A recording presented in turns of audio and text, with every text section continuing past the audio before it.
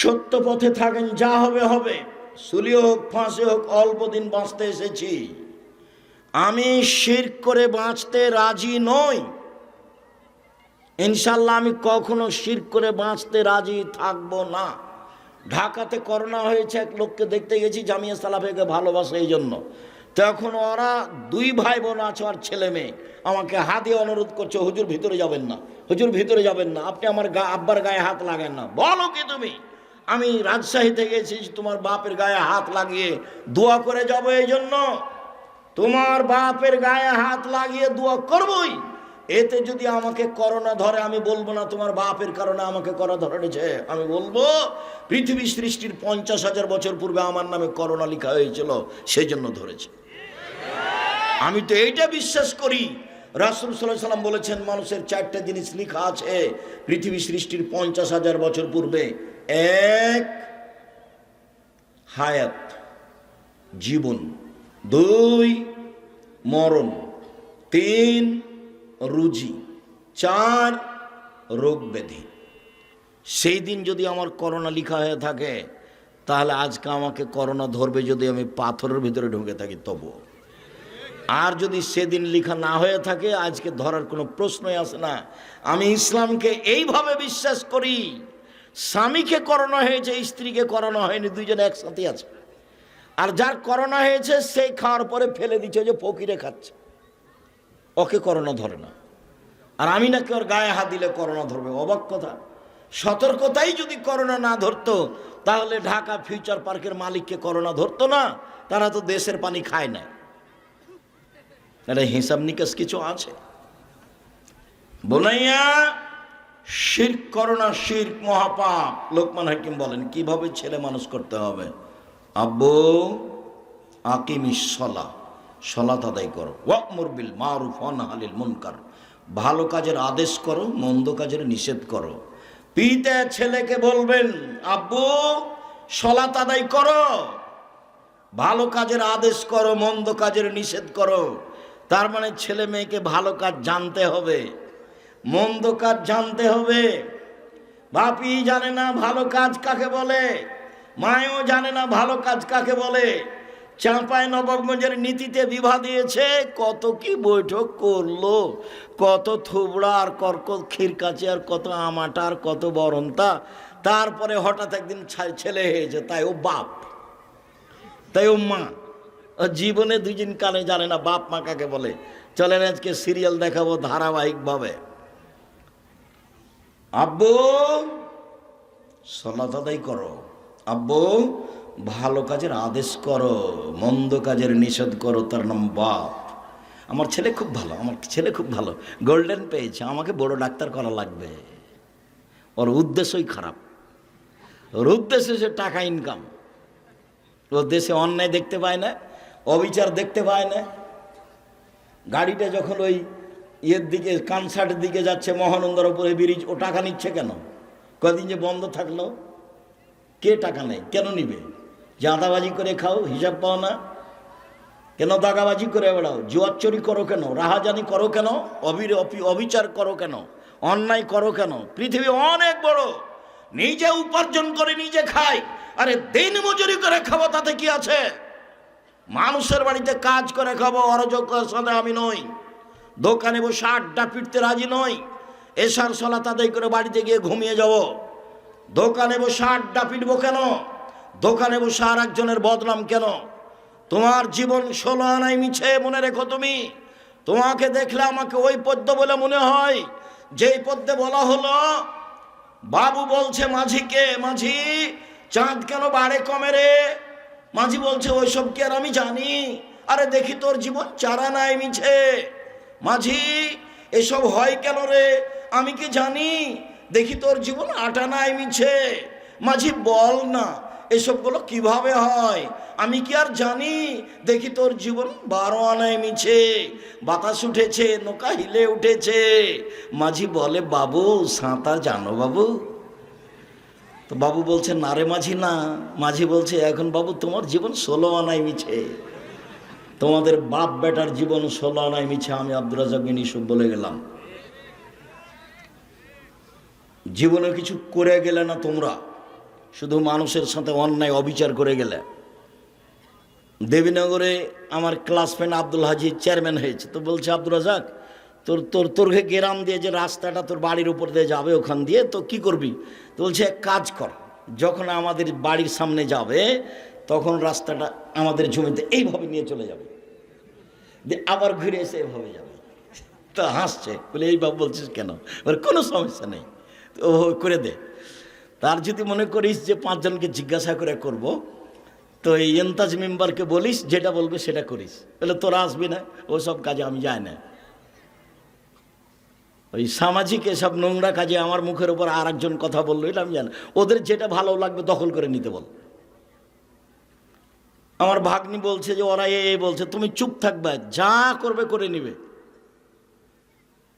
সম্মানিত দিনী ভাই বোন, জীবনে প্রতিশোধ নেবেন না, সফল হবেন, প্রতিশোধ নেবেন না জীবনে। আর কারো বদনাম করবেন না, যা হবে হবে, ধসে যাক, বহে যাক, ডুবে যাক, মান সম্মান হারিয়ে যাক, তাতে আসে যায় না। পাল্টা তার বদনাম করতে রাজি নই, করব না বদনাম, যা হবে হবে। তার বিরুদ্ধে মামলা করব না, জমি দখল করেছে। মামলা কারো বিরুদ্ধে করে মানুষকে জেল হাজত দিয়ে 1 মিনিটের জন্য আমি বাঁচতে রাজি নই। সম্মানিত দিনী ভাই বোন, শুনুন, কিভাবে ছেলে মেয়েকে জাহান্নাম থেকে বাঁচাবেন, শিক্ষিত কিভাবে করবেন। এবার শুরু হয়ে গেল, একসাথে বাপ মা জিম্মেদার। একই ভাষা আল্লাহ রসুলের মুখের, একসাথে মাও জিম্মেদার, বাপও জিম্মেদার, বাপও জিম্মেদার, মাও জিম্মেদার, একসাথে একই ভাষা। চলেন দেখি কয়েকটা। আবু হুরায়রা রাদিয়াল্লাহু তাআলা আনহু বলেন, রাসূল সাল্লাল্লাহু আলাইহি ওয়াসাল্লাম বলেছেন, কুল্লু মাউলুদিন ইউলাদু আলাল ফিতরা, প্রত্যেকটা ছেলে মেয়ে ইসলামী ধারণ ক্ষমতা নিয়ে জন্মগ্রহণ করে। ফাবুহু ইউহাবেদানিহি, তার পিতামাতা তাকে ইহুদি করে দেয়। ইমাজ্জিসানিহি, তার পিতামাতা তাকে আগুন পূজক করে তোলে। ইনাসরানিহি, তার পিতামাতাকে খ্রিস্টান করে তোলে। এই চলে বসো, ব্যস্ত হচ্ছ কেন তুমি? চায়ের স্টলে যারা এখন আছে, তুমি কি মনে করছো তারা সফল? তারা হলো নিম্ন শ্রেণীর মানুষ। আমি আব্দুর রাজ্জাক বিন ইউসুফ এখানে এসেছি, ও চায়ের স্টলে কেন? আপনি কি বুঝাতে চাচ্ছেন? যেখানে জিলাপি বিক্রি হচ্ছে সেখানে আপনার মেয়ে কেন গেছে? ও ক্লাস 10-এ পড়ে, ওকে হিন্দুর মেয়ে নাকি? ওই হিন্দুর মেয়ে। আপনি বাপ, আমি আপনাকে বাপ বলে ডাকতে নিষেধ করেছি, আপনার মেয়ে যেন আপনাকে চাচা বলে ডাকে। চলেন আপনাকে দেখাচ্ছি আজকে। আর আপনার স্ত্রীকে আপনার মেয়ে যেন খালা বলে ডাকে। আপনি বাপ হিসেবে উপযুক্ত বাপ নন, এই জন্য আপনাকে চাচা বলে ডাকা উচিত। আমি নিশ্চিত জানি আপনি বাপ, আমি জানি আপনি বাপ, তারপরে আমার আফসোস বলছে, আমার দুঃখ বলছে আপনার ছেলে আপনাকে চাচা বলে ডাকুক। জবাব আমি দিব কেন? ওই যে ওখানে মেয়ে আপনার দোকানে বসে আড্ডা পিটছে, জিনিস কিনছে, ওর বাপ নেই, ওর ভাই নেই, ওর স্বামী নেই, ওর দেবর নেই, ওর ভাসুর নেই, ওর বোনের ছেলে নেই, ওর ভাইয়ের ছেলে নেই। ও কোন শরমে ওখানে এই যে জিনিস কিনে, কোন শরমে কিনে, কোন হায়াই কিনে, কোন লজ্জায় কিনে? ওর বাপ কাপুরুষ, সেই জন্য যায় ওখানে। ওর স্বামী কাপুরুষ, সেই জন্য যায়। কাপুরুষ স্বামী জাতির অন্যায় করে তাহাজ্জুদ পড়ে জান্নাত কিনতে চান। জান্নাত অত সহজ? দেখি জান্নাত কেমন সহজ না হালকা।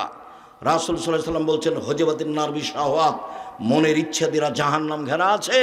হজবাতে জান্নাত বিমাকারেহে, নিয়ম নীতি, কষ্ট, ক্লেশ, ত্যাগ, তিতিক্ষা, অনেক কিছু দিয়ে জান্নাত ঘেরা আছে। জান্নাত অত সহজ নয়, জাহান্নাম সহজ। মন মতো চললেই জাহান্নামে যাওয়া যায়। জাহান্নাম যেতে কষ্ট লাগে না, সমস্যা হয় না। রাসূল সাল্লাল্লাহু আলাইহি ওয়াসাল্লাম বলছেন, প্রত্যেকটা ছেলে মেয়ে ইসলামী ধারণ ক্ষমতা নিয়ে জন্মগ্রহণ করে। প্রত্যেকটা ছেলে 5 ওয়াক্ত সালাত আদায় করতে পারবে, করলো না কেন? প্রত্যেকটা ছেলে এশার সালাত আদায় করে বাড়ি চলে যেতে পারবে, গেল না দোকানে বসলো কেন? প্রত্যেকটা মেয়ে নখ কেটে ছোট করতে পারবে, নখ বড় রাখলো কেন? নখে নেইল পালিশ লাগালো কেন? ইহুদি খ্রিস্টানদের পতিতালয়ের মেয়েরা নখে নেইল পালিশ দেয়, ইহুদি খ্রিস্টানদের পতিতালয়ের মেয়েরা নখে নেইল পালিশ দেয়। ভুরু তুলে চিকন করলো কেন? দাঁত ছিলে চিকন করলো কেন? মাথার সামনের চুল ছোট করলো কেন? পুরুষের পোশাক শার্ট প্যান্ট পরেও বাজারে যায় কেন? ভ্যানিটি ব্যাগ কাঁধে করেও বাজারে যায় কেন? ওর স্বামী নেই, ওর বাপ নেই, ওর মানেও গেল কেন? রাসূল সাল্লাল্লাহু আলাইহি সাল্লাম বলছেন ওর বাপ মা ওকে যেতে বলেছে, সেই জন্য গেছে। আমি বলিনি, আল্লাহ রাসূল বলছেন ওর বাপ মা। ওর বাপ মা ওকে ইহুদি করেছে, ওর বাপ মা ওকে খ্রিস্টান করেছে, ওর বাপ মা তাকে আগুন পূজক করেছে, ওর বাপ মা যেভাবে গড়ে তুলেছে ছেলে মেয়ে সেভাবে গড়ে উঠেছে। চাঁপাই নবাবগঞ্জের ভাষায় সঙ্গ দোষে লোহা ভাসে। লোহা পানিতে ছেড়ে দিলে ডুবে যাবে, কিন্তু লোহা যদি কাঠের সাথে লাগিয়ে দেওয়া হয় তাহলে ভাসবে। এর বাপ মা হচ্ছে সঙ্গ, সবচেয়ে কাছের মানুষ পিতামাতা। তার পিতামাতাই তাকে পশু বানিয়েছে, সেই জন্য পশু হয়েছে। বুঝেও বুঝে না ওরা, অন্তর আছে বুঝে না, দেখেও দেখে না ওরা, চক্ষু আছে দেখে না, শোনেও শোনে না ওরা, কান আছে শোনে না। উলায়েকা কাল আনাম, তারা পশু প্রাণীর মতো, তারা গরু ছাগলের মতো, তারা কুকুর শ্রীগের মতো, বালু মাজাল বরং তার চেয়ে খারাপ। ভ্যানিটি ব্যাগ হাতে করে চলে গেল বাজারে আপনার মেয়ে, তখনও সে পশু প্রাণী নয়, তখনও সে গরু ছাগল নয়, তখনও সে কুকুর শ্রীগাল নয়। তো কাকে আল্লাহ এ কথা বললেন? আপনি কে? আপনার স্ত্রী কে? একই শব্দ দুইজন। চলেন দেখি। আব্দুল্লাহ ইবনে ওমর রাদিয়াল্লাহু তাআলা আনহু বলেন, রাসূল সাল্লাল্লাহু আলাইহি ওয়াসাল্লাম বললেন, আর রাজুলু রাইন ফি আহলি বাইতিহি ওয়া হুয়া মাসউলুন আন রায়াতিহি। যে বাড়ির মালিক, ছেলে মেয়ের বাপ, স্ত্রীর স্বামী, তাকে তার ছেলে মেয়ে সম্পর্কে বিচারের মাঠে জবাব দিতে হবে। জবাবে পরাজয় হলে জাহান্নাম হবে। তাহাজ্জুদ দিয়ে বিচারের মাঠে টিকতে পারবে না স্বামী স্ত্রী। ওয়াল মারআতু রাইয়া ফি বাইতি যাওজিহা ওয়া ওয়ালাদিহি। স্ত্রী স্বামীর বাড়িতে ছেলে মেয়ের জন্য দায়িত্বশীলা। বিচারের মাঠে তাকে তার দায়িত্ব সম্পর্কে জিজ্ঞাসা করা হবে। এই মা যদি বিচারের মাঠে জবাব দিতে না পারে, তাহলে এই মা তাহাজ্জুদ দিয়ে বিচারের মাঠে টিকতে পারবে না, ফলাফল খারাপ হবে। হাদিস বুখারী মুসলিম। আগেরটা ছিল বুখারী মুসলিম, এটাও বুখারী মুসলিম। চলেন 3। আবু হুরায়রা রাদিয়াল্লাহু তাআলা আনহু বলেন, রাসূল সাল্লাল্লাহু আলাইহি সাল্লাম বলেছেন, কুল্লু নাফসিন মিন আদম সাইয়্যিদ। আদম সন্তান সবাই কর্তা, তাকে জবাবদিহি হতে হবে। আর রাজুলু রাইন, রাজুলু সাইয়্যিদুন ফি বাইতি আহলিহি। স্বামী, পিতা, এই বাড়িতে কর্তা, তার কর্তৃত্ব সম্পর্কে জবাবদিহি হতে হবে। অল মারাতু রাইয়া ফি বাইতি যাওজিহা অল মারাতু সাইয়্যিদা ফি বাইতি যাওজিহা ওয়া ওয়ালাদিহি। স্ত্রী, ছেলেমেয়ের মা, কর্ত্রী, বিচারের মাঠে তাকে তার কর্তৃত্ব সম্পর্কে জিজ্ঞাসা করা হবে। শুনুন, নিজের কাজ করে যে তাকে বলে কর্মী, অপরের কাজ দেখে যে তাকে বলে কর্তা। নিজের কাজ করে যে তাকে বলে কর্মী, অপরের কাজ দেখে যে তাকে বলে কর্তা। আপনি 5 ওয়াক্ত সালাত আদায় করলেন, আপনি কর্মী। আপনার ছেলে মেয়েকে সালাত আদায়ের জন্য বললেন, তখন আপনি কর্তা। আপনার স্ত্রী নিজে সালাত আদায় করলো, তখনও মহিলা কর্ত্রী। ছেলে মেয়েকে ঘুম থেকে উঠালো, সালাতের জন্য বলে দিল, আম্মু পেশাবখানায় ঢোকার সময় দোয়া পড়ে ঢোকবা, ওঠার সময় দোয়া পড়ে আসবা, ডান হাতে গিলাস ধরবা, ডান হাতে বদনা ধরে বাম হাতে পানি খরচ করবা। পানি খরচ শেষ হয়ে গেলে সাবান দিয়ে মাটি দিয়ে হাত মেজে নিবা। এইটা হলো মা, এখনো হলো কর্ত্রী। নিজের কাজ করে যে তাকে বলে কর্মী, অপরের কাজ দেখে যে তাকে বলে কর্তা। দেখি আপনার স্ত্রী বাড়িতে কি কর্ত্রী আর আপনি কি কর্তা। আপনার স্ত্রী বাড়িতে কি করে, ভালো করে রান্না করতে পারে সেই জন্য আপনি খুশি, আর আপনি একটা ভালো চাকরি পেয়েছেন সেই জন্য আপনিও খুশি। আর ও ব্যাংকে চাকরি পেয়েছে সেজন্য লোন নিয়েছে, লোন নিয়ে আমনরাতে বা রহনপুরে বাড়ি করেছে 5 তলা, সবাই খুশি। ওই বাপ কি জানে যে ওর জানাজা হবে না? জানাজাই বাতিল। লোন নিয়ে যে বাড়ি করেছে ওর জানাজা হবে না। রাসূল সাল্লাল্লাহু আলাইহি সাল্লাম সালাতে সালাম ফিরার পূর্বে একটা দোয়া পড়তেন, আল্লাহুম্মা ইন্নী আউযু বিকা মিন আযাবি জাহান্নাম, আউযু বিকা মিন আযাবিল কবর, আউযু বিকা মিন ফিতনাতিল মাসিহিদ দাজ্জাল, আউযু বিকা মিন ফিতনাতিল মাহি ওয়াল মামাত, আল্লাহুম্মা ইন্নী আউযু বিকা মিনাল মা'সাম ওয়াল মাগরাম। তোমার কাছে বাঁচতে চাই বড় পাপ হতে, তোমার কাছে বাঁচতে চাই ঋণ কর্য হতে, আল মা'সাম ওয়াল মাগরাম। তোমার কাছে বাঁচতে চাই বড় পাপ হতে, তোমার কাছে বাঁচতে চাই ঋণ কর্য হতে। রাসূল সাল্লাল্লাহু আলাইহি সাল্লাম দিন রাত বলতেন, আল্লাহ তুমি আমাকে ঋণ থেকে বাঁচাও, আল্লাহ তুমি আমাকে ঋণ থেকে বাঁচাও। রাসূল সাল্লাল্লাহু আলাইহি সাল্লাম জানাজাতে দাঁড়িয়ে বলতেন, এই শোনো, এই লোকের ঋণ আছে নাকি? বলে আছে।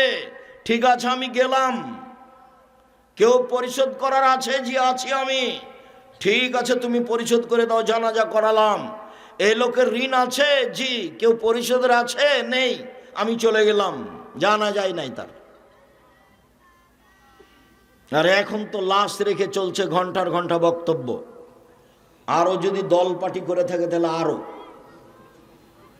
মরার সাথে সাথে তাকে জানাজা দিয়ে মাটি দিতে হবে, এটা আদেশ।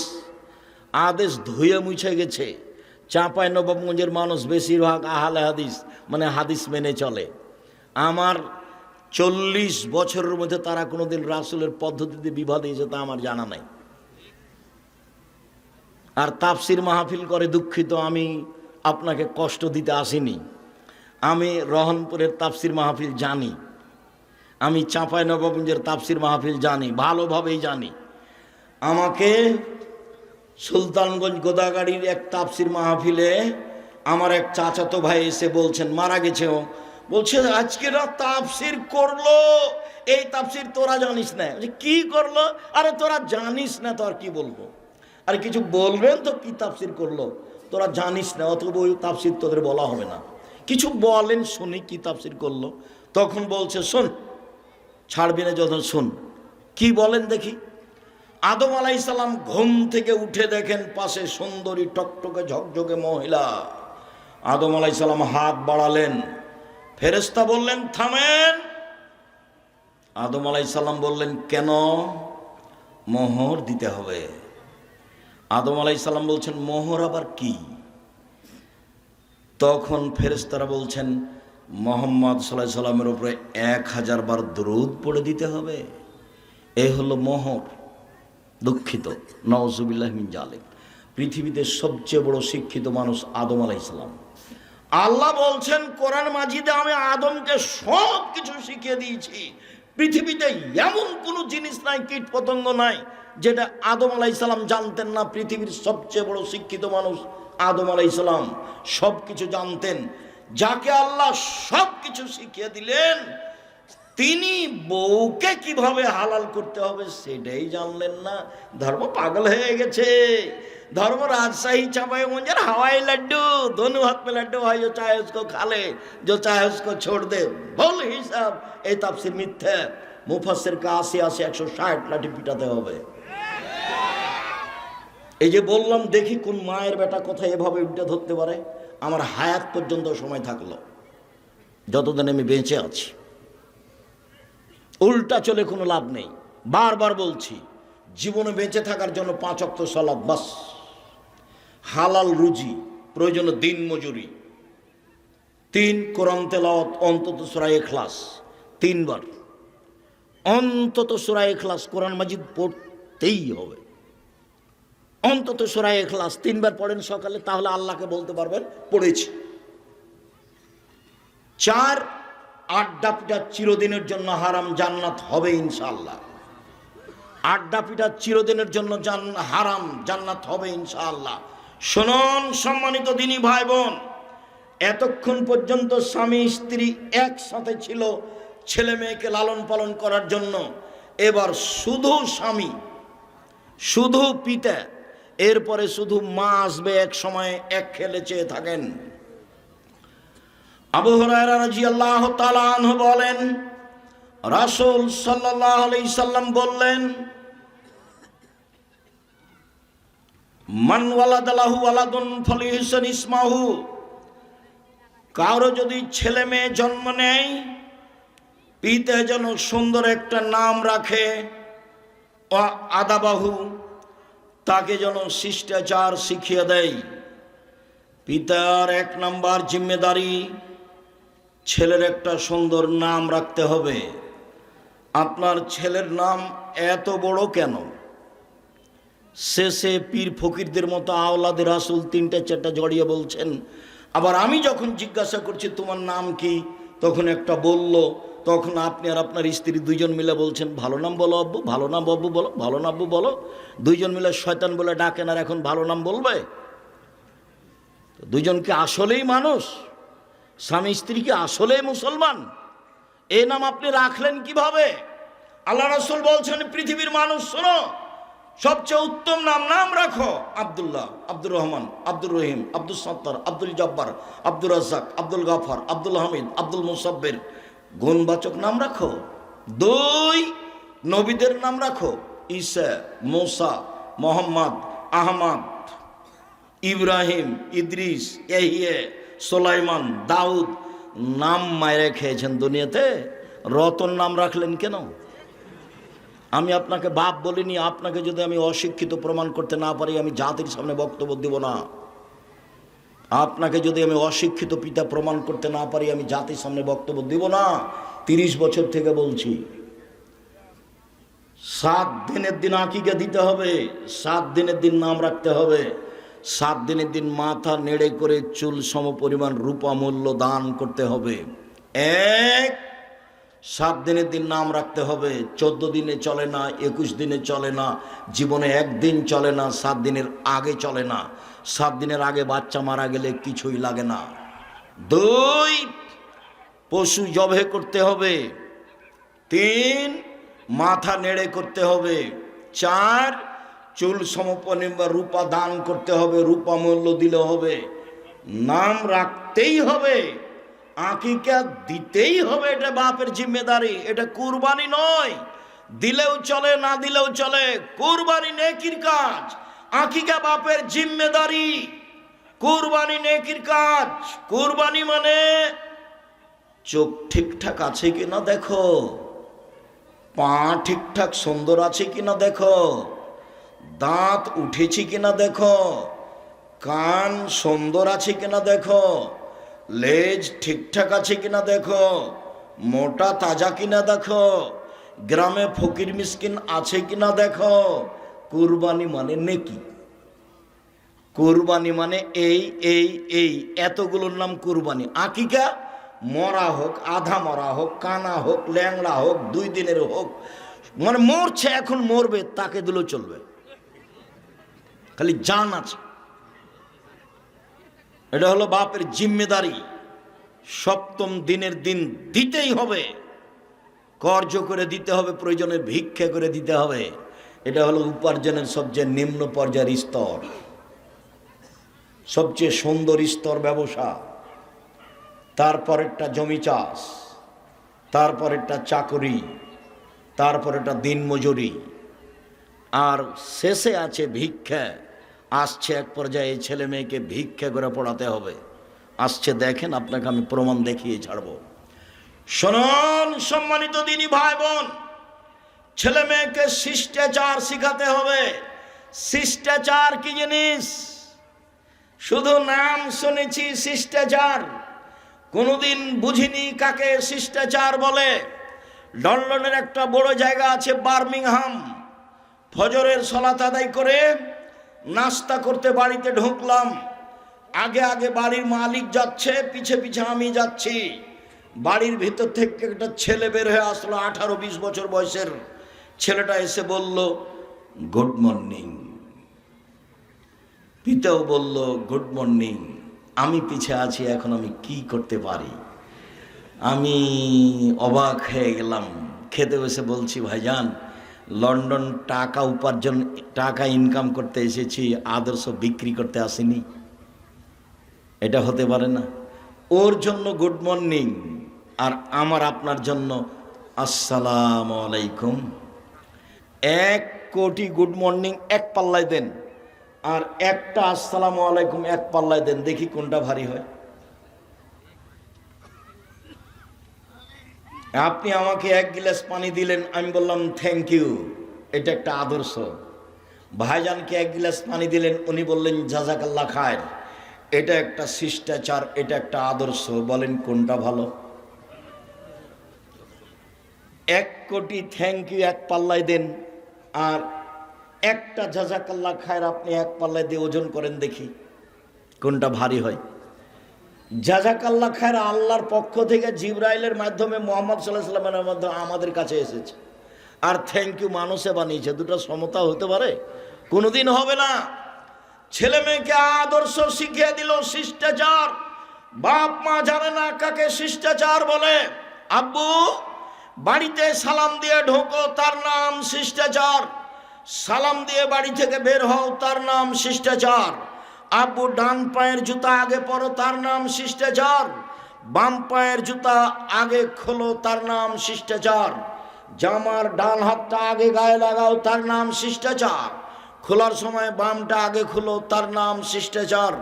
মসজিদে ঢোকার সময় ডান পা আগে দাও, তার নাম শিষ্টাচার। বাম পা পরে দাও, তার নাম শিষ্টাচার। ডান কাতে ঘুমাও, তার নাম শিষ্টাচার। রাস্তায় মানুষ পড়লে তাকে সালাম দাও, তার নাম শিষ্টাচার। পেশাব পায়খানায় ঢুকলে দোয়া পড়ে ঢোকো, তার নাম শিষ্টাচার। বের হয়ে আসলে দোয়া পড়ে বের হয়ে আসো, তার নাম শিষ্টাচার। দরজা বন্ধ করলে বিসমিল্লাহ বলো, তার নাম শিষ্টাচার। খাদ্যদ্রব্যাদির পাতিল ঢাকার সময় বিসমিল্লাহ বলো। পাতিলের এক পাশ থেকে ভাত তরকারি উঠাও, তার নাম শিষ্টাচার। বাচ্চারা এক পাশ থেকে খাবে, তার নাম শিষ্টাচার। ডান হাতে খাবে, তার নাম শিষ্টাচার।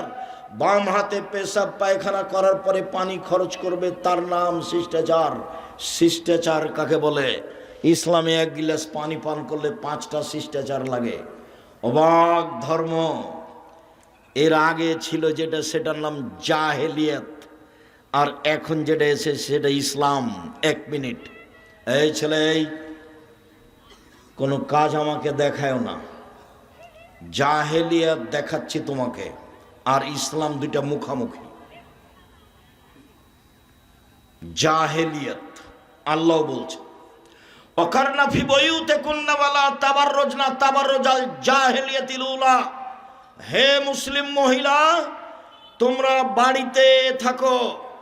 বন্যতার যুগে, বর্বরতার যুগে, অসভ্যতার যুগে, জাহেলিয়াতের যুগে মেয়েরা যেভাবে প্রদর্শন দিয়ে চলতো, ভ্যানিটি ব্যাগ ঘাড়ে করে, সেভাবে তোমরা চলো না। আল্লাহ বলছেন এটা জাহেলিয়াত। এখন ইসলাম চলে এসেছে, এটা চলবে না। মুহাম্মদ সাল্লাল্লাহু আলাইহি সাল্লাম বিদায় হজের লম্বা ভাষণে বললেন এক পর্যায়ে, পৃথিবীর মানুষ শুনে রেখো, কুল্লু আমরিন মিন জাহেলিয়াত তাহতা কাদামাইয়া। জাহেলিয়াতের যুগের যত নিয়ম কানুন ছিল, জাহেলিয়াতের যুগের যত কৃষ্টি কালচার ছিল, জাহেলিয়াতের যুগের যত আদব কায়দা ছিল, সব আমি মুহাম্মদ সাল্লাল্লাহু আলাইহি সাল্লাম আর 2 পায়ের নিচে রেখে দিলাম। জাহেলিয়াতের যুগের কোনো কৃষ্টি কালচার, শিষ্টাচার চলবে না। শুনে রাখো জনগণ, और रेबा मिन আমরিল জাহেলিয়া, সুদ হচ্ছে জাহেলি প্রথা। আমি সুদ জাহেলি প্রথাকে পায়ের নিচে রেখে দিলাম। সর্বপ্রথমে সুদ মওকুফ ঘোষণা করলাম আমার চাচার। আমার চাচা জনগণের কাছে হাজারো লাখ কোটি টাকা সুদের পায়। আমি ভাতিজা হিসাবে আমার চাচার সব সুদ মওকুফ করে দিলাম। নিজের বংশ থেকে সুদ বন্ধ করলাম। এটা হলো জাহেলি প্রথা। ভাতিজা যদি কোনো ভালো কাজে চাচার জমি জায়গার উপরে কোনো ক্ষমতা দেখায়, তাহলে চাচা যেন কিছু না বলে। মোহাম্মদ সাল্লাল্লাহু আলাইহি সাল্লামের তো বাপ মা নেই, মোহাম্মদ সাল্লাল্লাহু আলাইহি সাল্লামের তো নিজস্ব টাকা পয়সা নেই, উনি তো কোনো সুদের লেনদেন করেননি, সুদ তো জাহেলিয়াত। আপনাকে আমি বলতে চাচ্ছি যে ইসলাম এসেছে, জাহেলিয়াত চলে গেছে, আবার ইসলাম পিছে হটতে থাকবে আর জাহেলিয়াত আসতে থাকবে, সব মানুষ জাহেলিয়াতের মধ্যে আটকা পড়ে যাবে।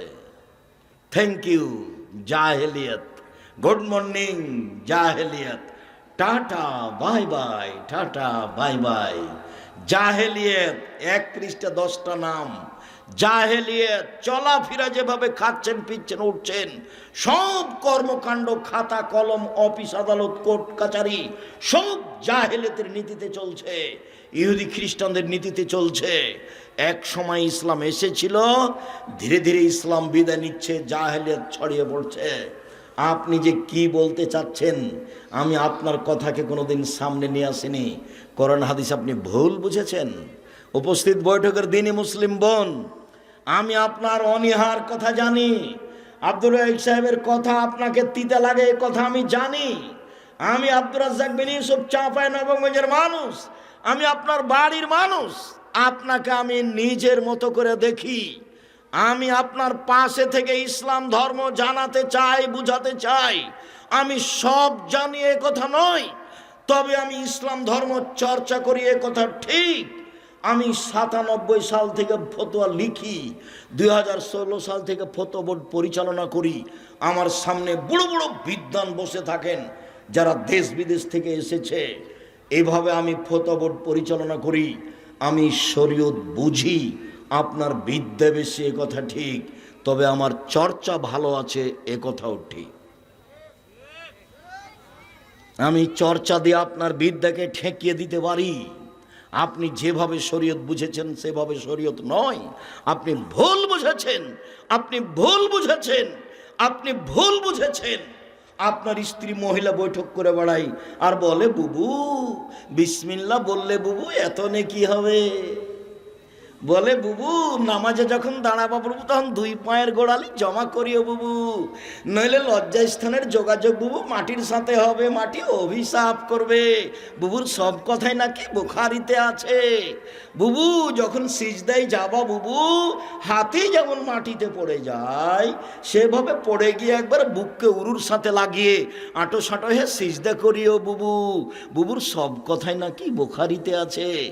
বুবুর কথা আমার তদন্তে শতকরা 70% মিথ্যা আছে। বুবুর কথা ফাজাইলে আমলের মতো। বুবুর কথা কেমন? ফাজাইলে আমলের মতো। ফাজাইলে আমল, আদম আলাইহিস সালাম 60,000 বার হজ করতে গেছেন ভারত থেকে। ভাইজান 60,000 বার, তাহলে 60,000 বছর বয়সে হবে না ভাইজান? একটা মানুষ যদি 60,000 বার হজ করতে যায় তাহলে বয়স 60,000 বছর হইতে হবে না? হজ তো বছরে একবার। তখন আমি এই মুফাসসিরের বক্তব্যকে আর ওই মহিলা বৈঠকের বুবুর ওই তাফসির মাহফিলকে, ওই বৈঠককে আমি বলেছি এগুলো হচ্ছে পুথির গানের মতো। পুথির গান মানে 6 মাসের রাস্তা মর্দ 6 দিনে গেল, ঘোড়ায় চড়িয়া মর্দ হাঁটিয়া চলিল, এলো পুথির গান। ফাতেমা কান দিয়া কয় আজ বুঝি হোসাইন কারবালাতে শহীদ হয়। ফাতেমা কান দিয়া কয় আজ বুঝি হোসাইন কারবালাতে শহীদ হয়। যেদিন হোসাইন কারবালার মাঠে ইরাকের মাটিতে শহীদ হন তার 49 বছর আগে ফাতেমা মারা গেছে। কতদিন আগে? 49 বছর আগে। কিভাবে ফাতেমা কেঁদে বলতে পারেন? আমার চাচাতো চাচা আমাদের গলিতে এই পুথির বই পড়তো। কি কথা আছে যে গনিয়া দেখে 40 মানুষ মরে কাতারে কাতার, লাখো লাখ কাতারে কাতার, গুনিয়া দেখে 40,000, মানে মরলো লাখ লাখ, কাতারে কাতার, গুনিয়া দেখছে 40,000, মানে সবই মিথ্যা কথা। ঠিক এইরকমই আপনি আমার দিনী বোন, আমি আব্দুর রাজ্জাক বিন ইউসুফ চাঁপাইনবাবগঞ্জের মানুষ, আমি দিন ধর্ম নিয়ে চর্চা করি। আল্লাহ আমাকে এই বিষয়ে একটা ভালো স্থানে রেখেছেন। দেশের সবচেয়ে বড় প্রতিষ্ঠান পরিচালনা করি আলহামদুলিল্লাহ। জামিয়া সালাফিয়া দেশের সবচেয়ে বড় প্রতিষ্ঠান, আয়তনে, ছাত্র সংখ্যায়, শিক্ষক সংখ্যায়, শিক্ষক মানে শিরক মুক্ত প্রতিষ্ঠান জামিয়া সালাফিয়া, বিদআত মুক্ত প্রতিষ্ঠান জামিয়া সালাফিয়া, দল মুক্ত প্রতিষ্ঠান জামিয়া সালাফিয়া, সংগঠন মুক্ত প্রতিষ্ঠান জামিয়া সালাফিয়া, হিংসা মুক্ত প্রতিষ্ঠান জামিয়া সালাফিয়া। 100 জন শিক্ষক এক জায়গাতে বসলে একজন আরেকজনের বিরুদ্ধে মুখ খুলতে পারবে না, মুখ খোলাই নিষেধ। কেউ কাউকে বলতে পারবে না আমার সাথে আসেন। দল সংগঠনের কথা মুখ দিয়ে বের করা নিষেধ। ছাত্র শিক্ষক সবাই একই, একমাত্র জেহেনটা খালি করে, মস্তিষ্ক খালি করে আল্লাহকে সন্তুষ্ট করার জন্য মাঠে থাকতে হবে, ইবাদতে থাকতে হবে। আব্দুর রাজ্জাক সাহেবকে শ্রদ্ধা করি, কোরআন হাদিসের কথা বলে, সেই জন্য একদিন দেখছি বাম হাতে পানি খাচ্ছে, তখনও কি শ্রদ্ধা করব? জি না, এটা অসম্ভব হতে পারে না। আর আব্দুর রাজ্জাক সাহেবকে সম্মান করি, অনুসরণ করি না। অনুসরণ পৃথিবীতে একটা মানুষকে করি, যার নাম মুহাম্মদ সাল্লাল্লাহু আলাইহি সাল্লাম, যার কথাতে 1 গিলাস পানি পান করলে 5টা বিধান লাগে। 1 ডান হাত, 2 বিসমিল্লাহ, 3 বসে, 4 3 শ্বাসে, 5 পান শেষে আলহামদুলিল্লাহ। 1 গিলাস পানি পান করলে 5টা শিষ্টাচার লাগে। আবু মুসা আশআরী রাদিয়াল্লাহু তাআলা আনহু বলেন, রাসূল সাল্লাল্লাহু আলাইহি সাল্লাম বললেন, মান কানাত লাহু ওয়ালিদা, কারো যদি একটা কাজের মেয়ে থাকে, নিজের মেয়ে থাকে, ফাআল্লামাহা, তাকে বিদ্যা শিখিয়ে দিল, ফাসানা তালিমাহা, সুন্দর বিদ্যা শিখিয়ে দিল, ওয়াদ্দাবাহা, শিষ্টাচার শিখিয়ে দিল, ফাসানা তাদিবাহা, সুন্দর শিষ্টাচার শিখিয়ে দিল, এই পিতা ডবল নেকি পাবে।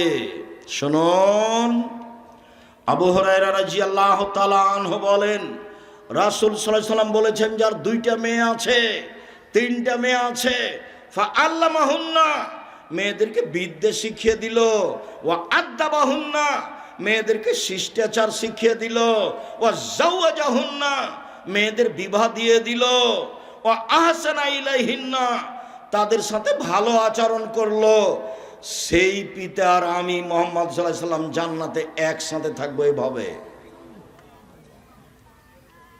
ছেলে মেয়েকে বিদ্যা শিখালো, শিষ্টাচার শিখালো। শিষ্টাচার কি সেটাই তো বুঝতে পারলাম না। এই ছেলে, তোমাদের ধারণায় কি দোকানে বসে আড্ডা পিটা কি শিষ্টাচার? ল্যাংটা মেয়ে দেখা মোবাইল, এটি কি শিষ্টাচার? যে আর একজনের বদনাম করছো, দলীয় দাপটে দড়িয়ে বেড়াচ্ছ, সেটাই কি শিষ্টাচার? আর একজনকে বক্তব্য ধুয়ে ছেড়ে দিচ্ছ, সেটাই কি শিষ্টাচার? কে কোন পাপ করেছে 40 বছর আগে, এখন সেগুলো মানুষের সামনে বলছো, সেটাই কি শিষ্টাচার? দুঃখিত। সাংবাদিক প্রতিষ্ঠানে গেছে কিছুদিন আগে, তা আমাকে কিছু জিজ্ঞাসা করছে। তো সাধারণত আমার সাথে দেখা হয় না এরকম কোনো লোকের। তা আমি সেদিন অফিসেই ছিলাম কোনো কাজে, এই সময়তে চলে এসেছে, দিয়ে আমার সামনে মুখামুখি হয়ে গেছে। তো আমাকে পুরাতন কথা জিজ্ঞাসা করছে। তখন আমি বলছি, সাংবাদিকতা করা ছাড়া আর কোনো কাজ পান না, ভিক্ষা করে খান। ভিক্ষা করে খাবেন, সাংবাদিকতা করতে এসেছেন কেন?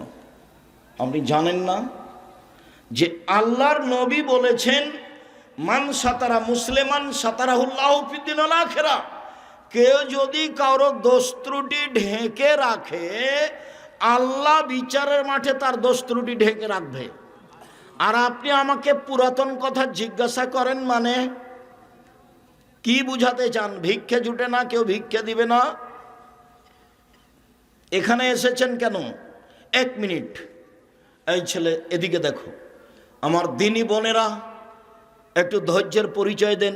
হ্যাঁ করে তো কিছু এসেছে, কিছু তো গেছে। দেবরের সাথে এসেছে, ভাসুরের সাথে গেছে। জবাব তো আমি দিব না, জবাব ওর স্বামী দিব, ওর বাপ দিবে। গল্প করতে করতে এসেছে, গল্প করতে করতে গেছে। কি শিষ্টাচার জীবনে ছেলে মেয়েকে শোনালেন। এদিকে দেখ, বিচারের মাঠে আল্লাহ একজন ব্যক্তিকে এইভাবে তার বাহু দিয়ে আড় করে নেবেন, ঢেকে নেবেন আল্লাহ নিজে, দিয়ে তার আমলনামাটা তার সামনে তুলে ধরবেন এভাবে। দেখো তো, চিনতে পারো কি এইগুলো পাপ কার? হ্যাঁ চিনতে পারছি, এগুলো আমার পাপ। তুমি কি মনে করো আমার ফেরেশতারা এগুলো অন্যায় লিখেছে? না না না না না, আমি মনে করিনি গলা অন্যায় লিখেছে। তুমি কি আমাকে কিছু বলতে চাও? জি না, আমি আপনাকে কিছু বলতে চাই না। আল্লাহর সাথে মুখামুখি কথা হচ্ছে। তখন আল্লাহ বলবেন, শোনো, তুমি দুনিয়াতে মানুষের দোষ ত্রুটি ঢেকে রেখেছিলে, আজকে আমি আল্লাহ তোমার পাপ ঢেকে রাখতে পারি না। যে পাপ তোমাকে দেখালাম সে পাপ আমি মাফ করে দিলাম, মুছে দিলাম, তুমি জান্নাতে যাও। তুমি মানুষের দোষ ত্রুটি ঢেকে রেখেছিলে, সেই জন্য আমি তোমার দোষ ত্রুটি আজ কাউকে দেখতে দেব না। আর দল সংগঠনের গতি বিধি চরিত্র বৈশিষ্ট্যই হচ্ছে আর একজনের পিছনে লাগা। ও ছাড়া বাঁচতেই পারবে না। ও যদি বলে আমি মুখ খুলি না কারোর বিরুদ্ধে, তাহলে মিথ্যা কথা হয়ে যাবে। কারো কথা আমি নাম নিনে, মুহাম্মদ সাল্লাল্লাহু আলাইহি ওয়াসাল্লাম বলছেন, পৃথিবীর মানুষ শোনো, আমি যখন বাড়ি থেকে বের হই তখন তোমরা কারো খারাপ কথা আমার সামনে বলতে পারবে না। আমি তখন ওই লোকটার ব্যাপারে খারাপ ধারণা করব, এটা আমি চাই না। পৃথিবীর মানুষ শোনো, আমি জানি আব্দুল্লাহ বিন উবাই বিন সলুল সবচেয়ে বড় মুনাফিক। আমি তাকে কোনোদিন নিজের কাছ থেকে বের করে দিইনি, আমি তার কোনোদিন বদনাম করিনি, আমি বের করে দিইনি। এই জন্য জনগণ বলবে যে মোহাম্মদ নিজের লোককে বের করে দেয়। হাদিস বুখারী মুসলিম। কি করলেন জীবনে? না নিজে কিছু শিখলেন, না ছেলে মেয়েকে কিছু শিখালেন, না নিজে কিছু হালাল উপার্জন করলেন, না ছেলে মেয়েকে হালাল উপার্জনের কিছু শিখালেন, না নিজে কিছু শিষ্টাচার শিখলেন, না ছেলে মেয়েকে শিষ্টাচার শিখালেন। জীবনটা একবারে সোলানায় মিছের মতো হয়ে গেল। সম্মানিত দিনী ভাই বোন, রাসূল সাল্লাল্লাহু আলাইহি ওয়াসাল্লাম বলছেন, এবার শক্ত অবস্থানে যাচ্ছি, দেখেন শুধু পিতা এখন চলছে। আল্লাহ রাসূল বলছেন, আনফিক আলাইয়ালিক মিন তাওলিক, পৃথিবীর মানুষ, তুমি তোমার ছেলে মেয়েকে গড়ে তুলো, শিক্ষিত করো তোমার উপার্জিত সম্পদ দিয়ে। তোমার উপার্জিত সম্পদ মানে তোমার বাপের জমিদারি দিয়ে ছেলে মেয়েকে পড়াও, নইলে তুমি ব্যবসা করে ছেলে মেয়েকে মানুষের মতো করো, নইলে তুমি জমি চাষ করে ছেলে মেয়েকে মানুষের মতো মানুষ করো, নইলে তুমি মানুষের বাড়িতে কাজ করে করো, নইলে তুমি ভিক্ষে চেয়ে ছেলে মেয়েকে পড়াও। তোমার ছেলে ভিক্ষে চাইতে পাবে না, আপনার মেয়ে গার্মেন্টসে যেতে পাবে না, আপনার ছেলে টোকাই হতে পাবে না। 25 থেকে 30 বছর পর্যন্ত, শেষ পর্যন্ত ভিক্ষা কে করবে বলেন তো? পিতা, বাপ করবে, ছেলে মেয়ে করবে না। 25 থেকে 30 বছর পর্যন্ত ছেলেটাকে মানুষের মতো মানুষ করে গড়ে তুলতে হবে, তারপরে পয়সা উপার্জন। আপনাকে এই সিদ্ধান্ত আগেই তাড়াতাড়ি কে দিল? আপনি একটা পরিবারকে কবর দেওয়া পিতা, আপনি একটা অশিক্ষিত পিতা, জাতির জন্য ক্ষতি করেছেন, নিজের ক্ষতি করেছেন, সমাজের ক্ষতি করেছেন। সব অন্যায় আপনার ছেলে মেয়ে করে বেড়াচ্ছে। দুঃখিত, সব সময় আল্লাহকে বলেন, আল্লাহ আমি ছেলে মেয়ে মানুষ করতে চাচ্ছি জাতির জন্য, তোমাকে সন্তুষ্ট করার জন্য, আমি নিজের জন্য করতে চাই না। এভাবে বলেন, চলেন।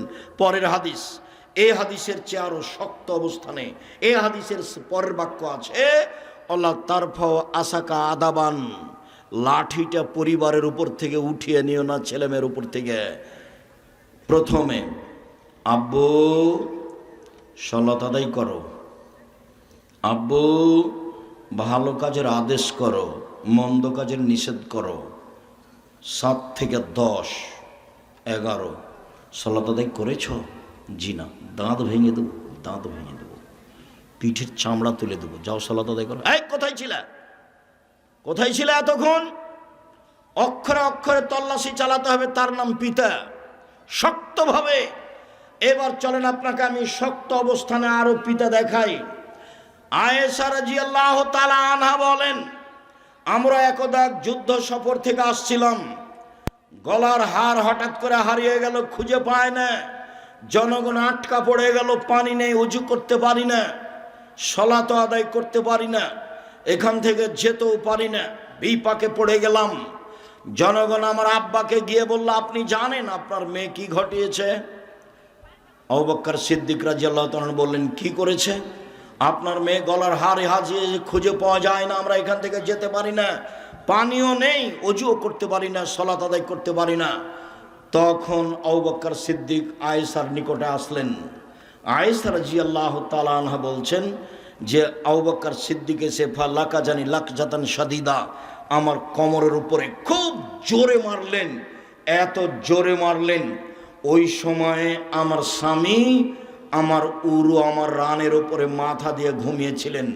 তিনি যদি আমার উরু রানের উপরে মাথা দিয়ে না ঘুমাতেন তাহলে আমি মায়ের কারণে দূরে সরে যেতাম 1 মিনিট।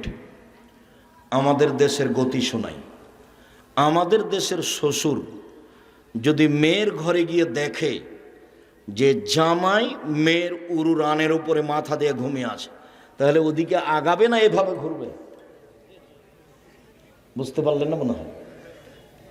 আমাদের দেশের শ্বশুররা কিভাবে ঘুরবে? পাল্টা এভাবে ঘুরবে না? কিন্তু আরবি পরিবেশ এটা নয়। আয়েশা বলছেন আমাকে মেরে দিলেন, এসে সবচেয়ে বড় মানুষে মারলেন পৃথিবীর ইতিহাসে, পৃথিবীর শুরু থেকে শেষ পর্যন্ত নবী রাসূল ব্যতীত আবু বকর সিদ্দিক রাদিয়াল্লাহু তাআলার থেকে দামি মানুষ জন্ম নেয়নি, নিবেও না। সবচেয়ে বড় মানুষে মারলেন, সবচেয়ে বড় মহিলাকে মারলেন। পৃথিবীর ইতিহাসে মা হাওয়া থেকে শেষ পর্যন্ত আয়েশার মতো কোনো দামি মহিলা জন্ম নেয়নি, নিবেও না। আয়েশা রাদিয়াল্লাহু তাআলা আনহাকে মারলেন, সবচেয়ে বড় মহিলা, সবচেয়ে বড় মানুষের সামনে মারলেন। নবী রাসূল জনগণ নির্বিশেষে সবার চেয়ে দামি মানুষ হলেন মুহাম্মদ সাল্লাল্লাহু আলাইহি সাল্লাম, সামনে মেরে দিলেন। এবার বলি, সবচেয়ে বড় মানুষে মারলেন, সবচেয়ে বড় মহিলাকে মারলেন, সবচেয়ে বড় মানুষের সামনে মারলেন, বিবাহদারী বেটিকে মারলেন, পূর্ণ যুবতী মেয়েকে মারলেন, দিন দুপুরে মারলেন, খোলা মাঠে মারলেন, জামাইয়ের সামনে মারলেন, 1400 মানুষের সামনে মারলেন, হাত দিয়ে মারলেন। আমাদের দেশে আজও যদি যুবতী মেয়েকে বাপ হাত দিয়ে মারতে যায় আর মাছে ছেড়ে খেপে যাবে, হ্যাঁ হুঁশ নাই বুদ্ধি নাই মোটা হুঁসের মতন, বড় বেটি ছেলেকে এভাবে মারতে যায়, হাত দিয়ে মারতে যায়, কি দেখেন, মানে এ এক আর এক খোঁচলামি। মেয়ে কোনোদিন বাপের কাছে বড় হয় না। সবচেয়ে বড় মানুষে মারলেন, সবচেয়ে বড় মহিলাকে মারলেন, সবচেয়ে বড় মানুষের সামনে মারলেন,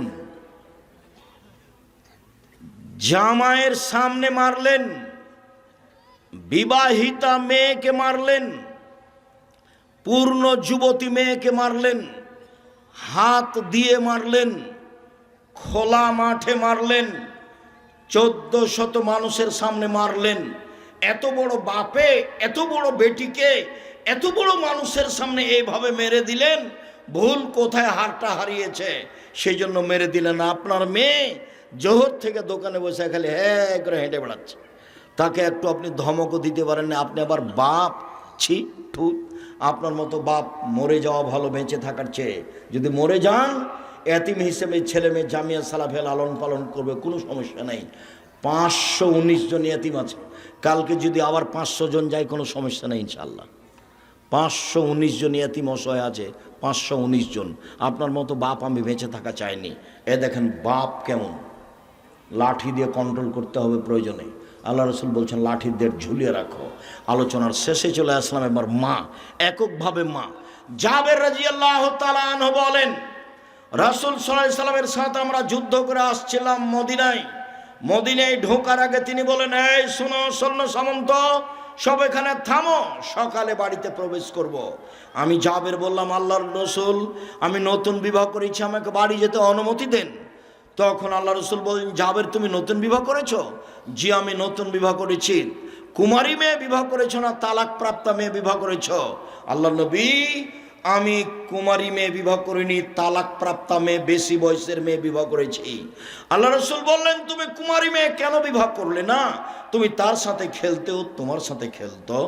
আল্লাহ রসুলের কথার উত্তরে জাবের বলছেন, আল্লাহ নবী শোনেন, আমার আব্বা উহুদের যুদ্ধে শহীদ হয়েছেন 9 জন মেয়ে রেখে। আমার বোনদের সমবয়সের কম বয়সের মেয়েকে আমি বিবাহ করা পছন্দ করিনি 4টা কারণে। আল্লাহ রসুল শোনেন, আমার আব্বা উহুদের যুদ্ধে শহীদ হয়েছেন 9টা মেয়ে রেখে।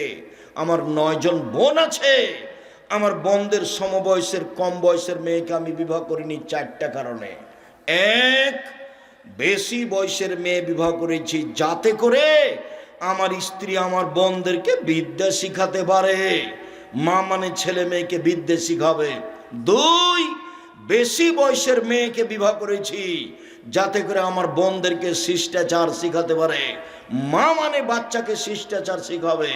3, অলে তুরাত জেলাহুন না, বেশি বয়সের মেয়েকে বিবাহ করেছি যাতে করে আমার বোনদেরকে মাথার চুল চিরুনি করে সাজগোজ করে পরিপাটি করে রাখতে পারে। 4, বেশি বয়সের মেয়ে বিবাহ করেছি যাতে করে আমার স্ত্রী আমার বোনদেরকে পাহারা দিতে পারে, মা মানে পাহারাদার। 1 মিনিট, আপনার স্ত্রী ফরজ সালাত আদায় করেছে, সুন্নাত পড়বে, আল্লাহু আকবার বলতে যাচ্ছিল, আর ছেলে এসে দরজায় সালাম দিয়েছে আসসালামু আলাইকুম, তখন আপনার স্ত্রী সুন্নাত পড়বে না, থামিয়ে দিয়ে বলবে, এই আহমদ 20 মিনিট দেরি হলো কেন? আজকে যে তুমি মসজিদ থেকে 20 মিনিট দেরি করে এলে, এই 20 মিনিট তল্লাশি চালাতে হবে মাকে, এটা হলো ফরজ, আর যেটা পড়তে যাচ্ছিল সেটা হলো সুন্নাত। কিছুই যদি বলে না বলে এমনি মা সালাত শুরু করে দেয় তাহলে হলো খালা, এ হলো খালা। আর যদি সুন্নাত বাদ দিয়ে জিজ্ঞাসা করে তাহলে হলো মা, আমি যদি বুঝাতে না পারি আমি অক্ষম।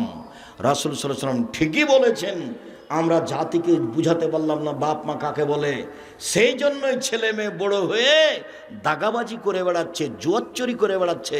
আপনি যান ওই যে ওইখানে, আপনি যান ওই যে যেখানে টাকা আদায় করছে ব্রিজে, দেখেন কি অবস্থা, এর নির্বাচনের দেখেন কি অবস্থা, ওটা আপনারই ছেলে, ওকে দেখে মনে হচ্ছে আস্ত শুকুর কুকুর, একবারে মানুষের মতো নয় তার চরিত্র।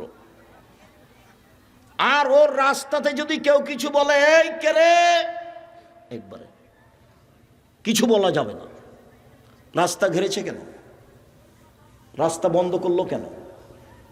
রাস্তার উপরে আল্লাহ রসুল যত শক্ত, শরীয়তের কোনো কাজের উপর আল্লাহ রসুল তত শক্ত নয়। আল্লাহ রসুল বলছেন, এই শোনো, যেখানে রাস্তা নিয়ে গন্ডগোল হবে সেখানে যা ছিল তার ডবল, বাড়ি ভাঙা লাগলে ভেঙে দাও, জমি দখল করা লাগলে দখল করো, রাস্তা নিয়ে গন্ডগোল হয়েছে মানে যা ছিল তার ডবল। আমি বলিনি এই কথা, মুহাম্মদ সাল্লাল্লাহু আলাইহি ওয়াসাল্লাম বলেছেন রাস্তা থেকে জিনিস সরিয়ে দাও, ইমানের ছোট অংশ, জান্নাত হবে। এই যে লোকটা জান্নাতে চলে গেছে, লোকটা জান্নাতে চলে গেছে কেন? রাস্তা একটা গাছ পড়েছিল, কেটে সরিয়ে দিয়েছে এই জন্য। হাদিস বুখারী মুসলিম। আপনার ছেলে রাস্তা ঘেরলো কেন? কি দেখাতে চাই? দুঃখিত, আমি বলতে চাচ্ছি আপনি আমার দিনী ভাই, আপনার স্ত্রী আমার দিনী বোন, আপনারা দুইজন আমার ভাই বোন, আপনাকে আমি অন্তর থেকে ভালোবাসি।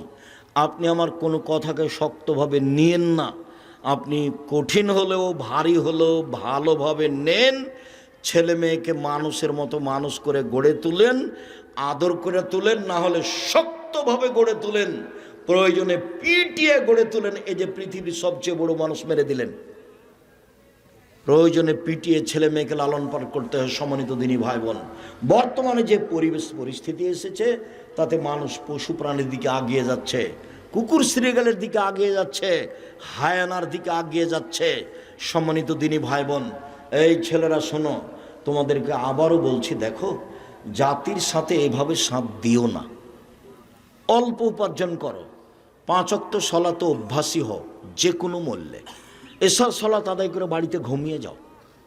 দেখো এভাবে বড় মোবাইল ব্যবহার করো না, দেখো এভাবে মানুষের পিছনে ছোটাছুটি করো না, একটা সিগারেটের কারণে, 1 কাপ চায়ের কারণে এভাবে রাত রাত জেগে অন্যায় করে বেড়ায়ও না। ভুল হচ্ছে, দেখো ভুল হচ্ছে, দেখো ভুল হচ্ছে। সম্মানিত দিনী ভাই বোন, আমি আলোচনার শেষে এসে বলছি, আমরা চেষ্টা করছি জাতিকে পরকালমুখী করার আর রাসূলের আদর্শে গড়ে তোলার। মুখে বলছি, কলমে বলছি, মিডিয়ায় বলছি, পাশে অনেক বই পুস্তক আছে।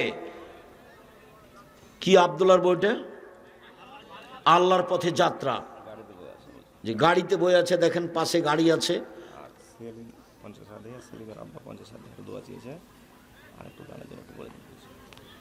যাওয়ার সময় সবাই সহযোগিতা করবেন, কম হলে ওটা আগে বলতে হতো। সেলিম 50,000 টাকা দিয়েছে, ওর মাও মনে হয় দিয়েছে। আপনারা কিছু দিয়ে অবশ্যই প্রতিষ্ঠানটাকে ভালো করে গড়ার চেষ্টা করবেন। আর আমি যেসব বই কথা বলছি সেগুলো সব উপদেশ বই আছে। আর আমি নামাজ শিক্ষার জন্য হাতে নাতে একটা বই লেখার চেষ্টা করেছি। আপনি সলাৎ ঠিক করেন বুখারী দিয়ে, মুসলিম দিয়ে, রিয়াজুস সলেহিন দিয়ে, আরও যত বাংলা ভাষায় বই আছে। আপনি আব্দুর রাজ্জাক বিন ইউসুফের সলাতের নামাজের বইটাও পড়ে দেখেন। আর হাত তুলে দোয়া করা না করা কত হাদিস আছে, সেগুলো আমি জমা করে রেখেছি, আপনি একটু পড়ে দেখেন। যাওয়ার সময় গাড়িতে সব বই পুস্তক আছে। সকল দিনই ভাই বোনকে বইগুলি সংগ্রহ করার জন্য অনুরোধ জানিয়ে বলছি, আল্লাহ আমাদের যারা মারা গেছে তুমি তাদের কবরের শাস্তি মাফ করো। আমরা যারা অসুস্থ তুমি তাদের আরোগ্য দান করো। আমরা যারা বেঁচে আছি তুমি তাদেরকে তোমার রাসূলের পদ্ধতি অনুযায়ী চলার তৌফিক দান করো। বিশেষভাবে আজকের আলোচনায় আমাদের ছেলে মেয়েকে মানুষের মতো মানুষ করে গড়ে তোলার সুযোগ করে দাও, তৌফিক দাও। আমরা আসলে তোমাকে সন্তুষ্ট করতে চাই, পরিবেশ পরিস্থিতিতে পারি না, তুমি আমাদের পরিবেশ পরিস্থিতিকে আমাদের অনুকূলে করে দাও। সম্মানিত দিনী ভাই বোন, আপনি নিজে না পারলে ছেলে মেয়ে জামিয়া সালাফিয়া দেন। যদি এবছর ভর্তি শেষ, আমি চেষ্টা করব আপনার ছেলে মেয়েকে মানুষের মতো মানুষ করে গড়ে তোলার। আপনার ছেলে মেয়ের জন্য অনেক পয়সা খরচ করে শিক্ষক রেখেছি, আপনি এটাকে অবশ্যই মূল্যায়ন করবেন। আমি জিম্মেদারি নিতে চাচ্ছি আপনার ছেলে মেয়ে আপনি নিজেই লালন পালন করেন, না পারলে আপনি জামিয়া সালাফিয়া হস্তান্তর করেন, আমি চেষ্টা করব ইনশাআল্লাহ। সকলের জন্য কল্যাণ কামনা করি। সকলে বই পুস্তকগুলো সংগ্রহ করবেন, 5 ওয়াক্ত সালাত আদার চেষ্টা করবেন। আল্লাহ তুমি আমাদের কবুল করো। তোমার দরবারে জোরালো দাবি দাওয়া দোয়া রেখে আজকের আলোচনা এখানে শেষ করলাম। সুবহানাকা আল্লাহুম্মা ওয়া বিহামদিকা আশহাদু আল্লা ইলাহা ইল্লা আনতা আস্তাগফিরুকা ওয়া আতুবু ইলাইক। আসসালামু আলাইকুম ওয়া রাহমাতুল্লাহ।